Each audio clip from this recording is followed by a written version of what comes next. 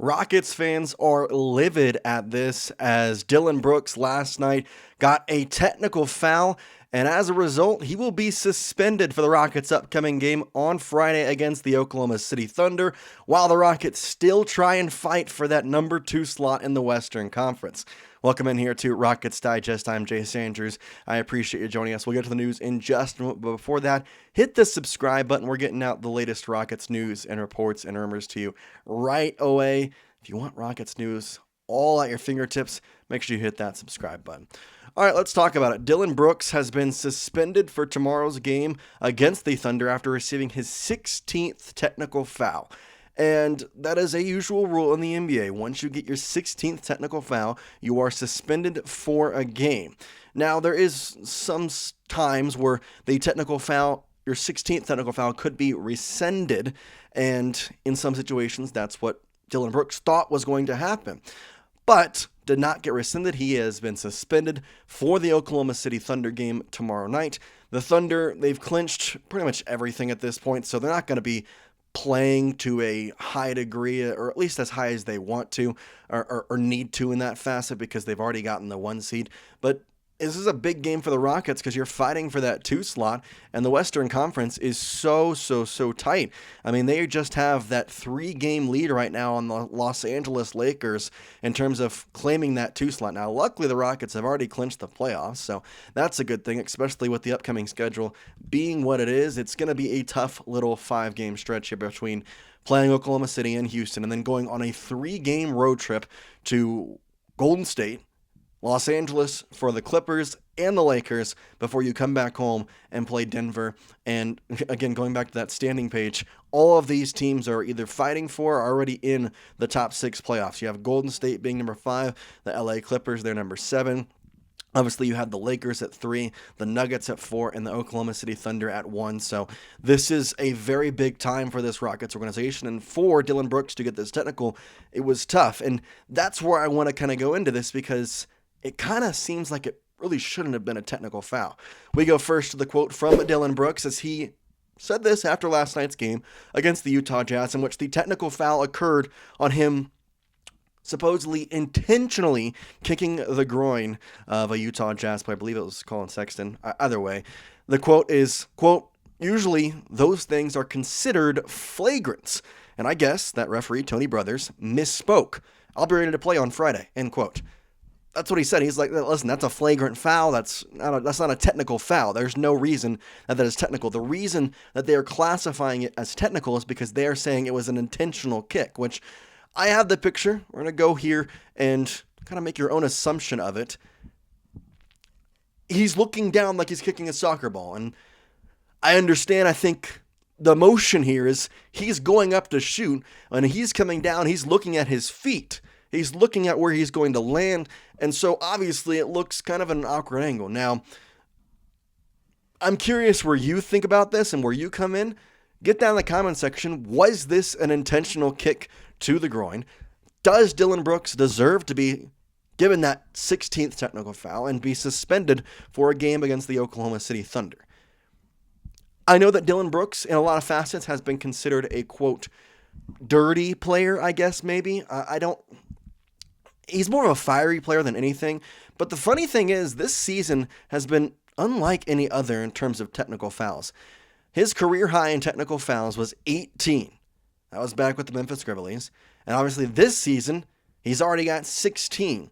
Now, again, there's only 5 games left in the regular season. You got the postseason, all that stuff. But still, he's right around that similar area of being, in the technical foul range that his career high is at. The big problem with this, though, is you're playing a Thunder squad who, whether they're playing all 5, all of their starters or not, or for that matter, the people they want out there to try and win the game, or they're just trying to, not get injured, it's still a good team. The Thunder are still a very good team. And so now you sit here and you've lost one of your top players in Dillion Brooks. 14 points per game, rebounding at almost a 4-rebound clip. He has been a very solid performer for this Houston Rockets team. And I think the bigger thing that he brings, that kind of like Fred VanVleet and him being a captain, Dillion Brooks also brings something that you can't really keep on a stat sheet, and that's exactly the good and bad of him. It's that fiery side. It's the ability to get his teammates going. Obviously, Fred VanVleet is there to kind of, make sure they're calm, make sure they're collective, make sure that the game is played on a proper manner. Dillion Brooks is there to say, hey, let's get this fired up. I want to go out there, I want to compete, I want to fight for my boys, and I'm going to win the game with that. And now you don't have that, especially against a very scrappy and good Oklahoma City Thunder team.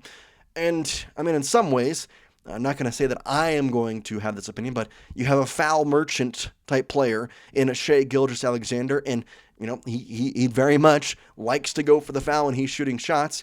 And Dillion Brooks is a good way of not committing the foul and guarding him. And now the difference is kind of at a different spot. And that's where I continue on this, because we also got a quote from head coach Ime Udoka on this. Let me try and find that here, saying, after the game, Rockets coach Ime Udoka said that he didn't think the kick to the groin was intentional, and Brooks implied that he thought the technical foul would be rescinded. Again, that's what was said in the quote after the game. We'll go back to it again. He said that he believed that it was a misspoke, that the referee Tony Brothers misspoke when he said technical, not flagrant. And that's exactly where we have Coach Ime Udoka kind of going on with that, saying that he didn't think it was intentional. And that's where the switch is really upsetting to many Rockets fans, including myself, because it's hard to switch a technical and a flagrant foul. Technical fouls most of the time, or at least 85%, are clear, I'm going to do this because I want to, hurt you or whatever. Or for the most part, it's going up to a referee. It's saying something. It's showboating after a shot. It's hanging on the rim.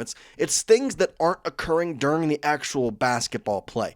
Whereas this occurred during a basketball play. Brooks was going up for a shot, and when he was coming down, he was trying to get his footing. His foot goes out. Like a lot of players, they shoot their foot out when they shoot. That's kind of why the rule is in place that is now an offensive foul. But he was already lost the ball when he was coming down, trying to land his footing. And again, was it intentional? Was it not? The question is there, but for that to be your 16th technical foul and to suspend a starter, a guy who is in your rotation and is valuable to this team for what could be one of the biggest games up until this point. Obviously, you clinch the playoffs, that's great, but that 2 seed is riding thin, and I want to talk about it. These last 5 games are tough.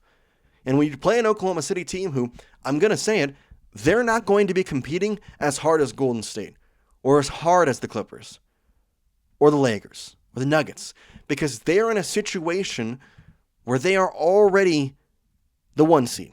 That is what they have gotten. There's no need for them to go out there and risk getting injured before their ultimate goal, the playoffs. They're already there.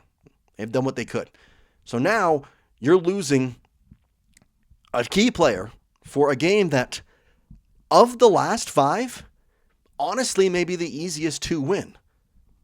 That's kind of the hard thing to look at, because obviously Oklahoma City is the number 1 seed, but looking at what these games mean to everybody, it definitely means the least to Oklahoma City because they've already gotten the 1 seed. Dillion Brooks, again, was it a technical foul? Was it intentional? There's so many things that can be left up to human interpretation, and when that is truthful, I don't think the technical foul should be assessed. Not to mention the fact that it was the 16th that got him suspended. Just a little house cleaning. The only other thing to mention, technically, if he does get 2 more technical fouls, he will get another suspension. That's how it'll go for the rest of the season. Obviously, only 5 games left, so hopefully he's not getting 2 technical fouls in the 4 games that he'll play. But yeah, if he gets 2 more, that will also be a suspension.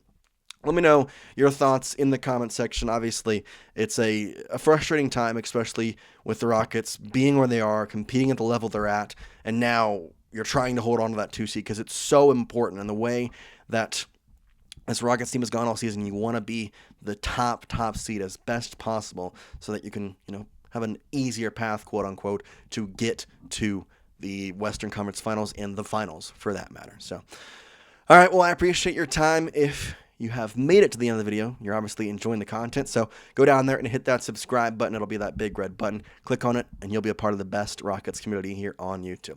I'll see you next time, Rockets Digest. I'm Jace Andrews.